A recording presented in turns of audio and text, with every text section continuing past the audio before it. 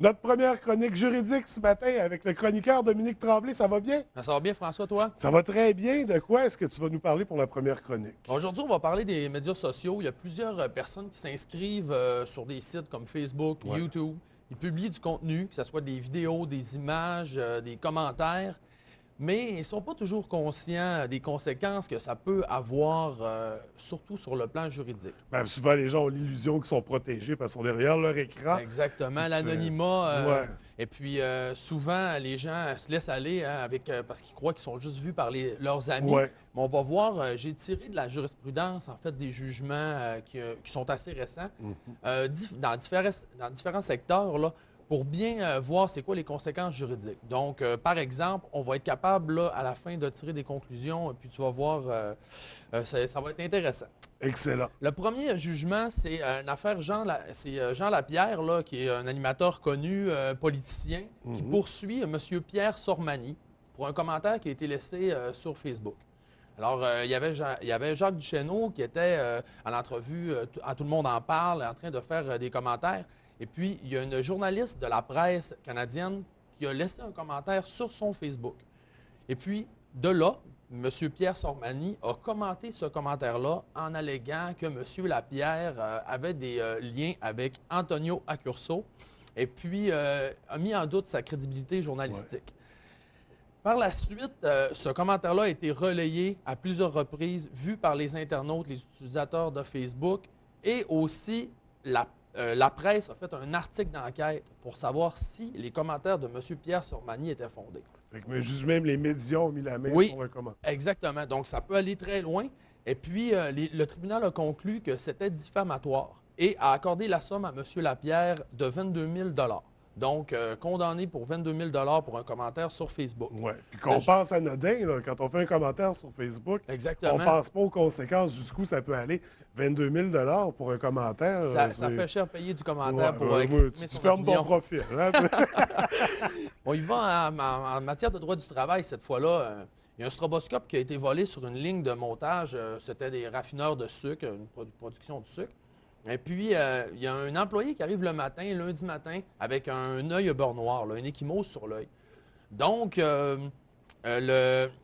l'employeur lui demande qu'est-ce qui est arrivé. Puis lui, il dit, moi, je fais de la lutte la fin de semaine. Tu peux aller voir mon contenu sur YouTube. Tu vas voir, là, je me bats là-bas. Puis bon, tu vas pouvoir regarder le vidéo sur YouTube.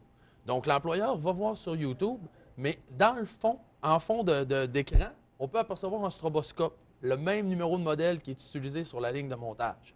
Donc, l'employeur parle avec l'employé et le congédie. Le tribunal a été appelé à décider est-ce que c'est admissible en preuve une telle vidéo parce qu'on alléguait que c'était une vidéo privée. OK. Mais puisqu'elle a été diffusée sur YouTube, Et la politique de confidentialité de YouTube est claire, ça devient du contenu public. exactement, c'est ce qui a été plaidé. Et puis, le tribunal a maintenu le congédiement. En matière de lésions professionnelles, il y a une éducatrice en garderie qui soutenait qu'il s'était blessé le dos là, lors d'une manipulation d'un enfant, là, en enlevant un enfant. Il s'est blessé le dos. Et puis, elle réclamait de la CSST, était mis en arrêt de travail. L'employeur a contesté la décision de la CSST.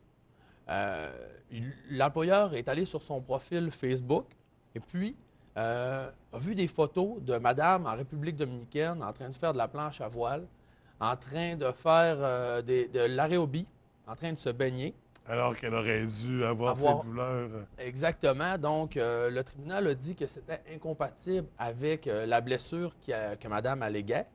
Donc, la commission des lésions professionnelles a donc décidé là, que madame n'était pas réellement victime d'un accident de travail et a arrêté les prestations. Dans un autre cas, toujours en matière de lésions professionnelles, il y a quelqu'un qui était manœuvre sur des chantiers de construction. Lui, il faisait beaucoup d'efforts physiques. Il pèle de l'asphalte, du gravier, des efforts physiques. Donc, et puis, lui, il plaidait qu'il avait une maladie professionnelle qui l'empêchait de faire tout effort physique. Donc, il a reçu des indemnités de la CSST. Mais son employeur a mis la main sur son statut Facebook. Hein? Des fois, on parle sur notre statut de nos états d'âme un peu.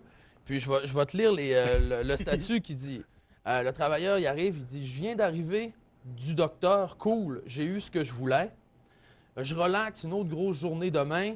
Je viens de finir de relaxer, je peinture dans ma maison. À chaque fois, lui, il postait sur son statut toujours ses états d'âme, mais qui étaient incompatibles encore avec l'état dont lequel il se plaignait.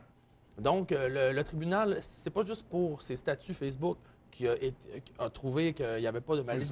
Mais ça a rajouté à la Exactement. balance. Ça l'a aidé un peu à la preuve. Ça l'a aidé à la preuve.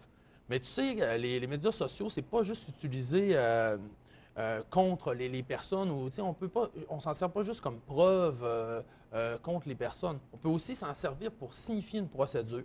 En fait, le tribunal a déjà accordé à une personne la possibilité de signifier une procédure. C'est une requête sur le mur Facebook.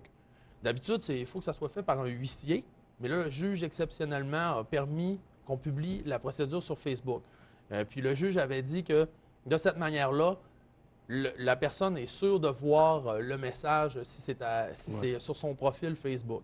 Donc, on voit que les tribunaux sont enclins à regarder Facebook, à regarder les médias sociaux, YouTube, à regarder ça, et puis le droit commence à sortir de plus en plus.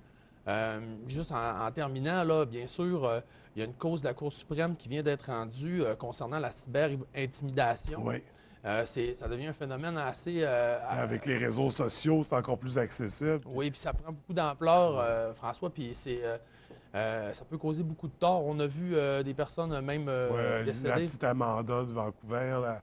Il y a eu beaucoup d'histoires dernièrement sur la cyber-intimidation. Exact. Puis la Cour suprême est en train de se pencher sur le phénomène aussi pour obtenir l'adresse IP des cyberharceleurs. Donc, il y a toute une confidentialité là, du contenu des fournisseurs Internet là, qui est en train de se jouer présentement. Là. Et ça, je sais qu'au niveau des lois, la politique de Facebook, étant donné que le QG est en Californie, ça s'applique aux lois californiennes à la base. Fait que j'imagine que ça doit être assez complexe pour aller développer des ententes. C'est compliqué, mais il faut savoir que Facebook, comme eBay, par exemple, a des succursales au Canada aussi. Okay. Donc, la politique d'utilisation peut varier d'un endroit à l'autre. Mais ça pourra faire l'objet d'une autre chronique, surtout sur eBay. eBay, créateur de droits, parce qu'on voit que notre droit n'est pas capable de pallier aux infractions qui se passent sur eBay, justement à cause que c'est international. On a des gens un peu partout, donc ça pourra faire l'objet d'une autre chronique. Oui, et ça va être très intéressant d'ailleurs. Dominique, merci beaucoup.